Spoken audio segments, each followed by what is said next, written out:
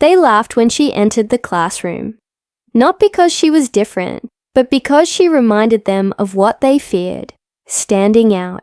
In the quiet halls of a small-town school, whispers followed Elena Brooks like a shadow. She was a giant among them, a girl whose head nearly brushed the top of the doorways. "Look, it's the giant again," one student would sneer. "Bet she hits her head on doorways," another would laugh.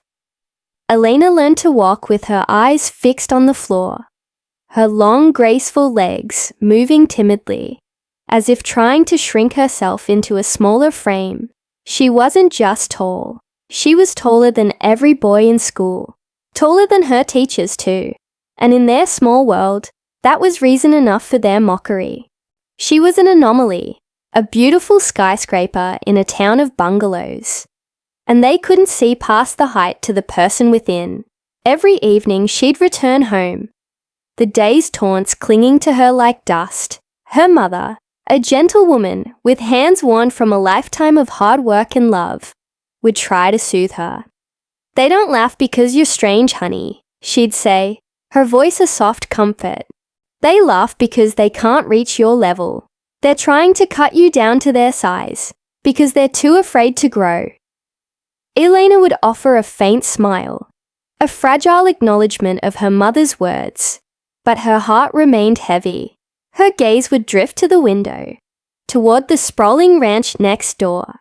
There, she would watch him, Jake Carson, a young cowboy in his early 20s, moved with a quiet confidence as he trained horses under the vast, open sky. He was strong, calm, and kind, a stark contrast to the cruel voices at school. Every morning she saw him, and in those stolen glances, she found a strange sense of peace. He never mocked her height, not with a look or a word. In fact, he never seemed to notice it at all. He only noticed her eyes, the ones that watched him from afar, filled with a quiet longing for a world that would see her just as he did. One sun-drenched afternoon, a school photography project gave Elena the excuse she needed to step onto the ranch.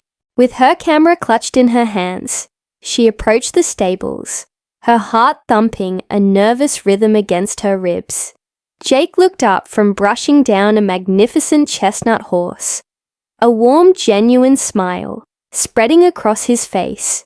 "You must be the new photographer," he said, his voice as smooth and easy as the rolling hills. "I thought they'd send a kid, not a queen." Elena's cheeks flushed a deep crimson, and she quickly looked away, unused to such a compliment. "Queen? I'm more like a skyscraper," she mumbled, the old insecurity creeping back into her voice. Jake just laughed, a rich, hearty sound that echoed in the open air.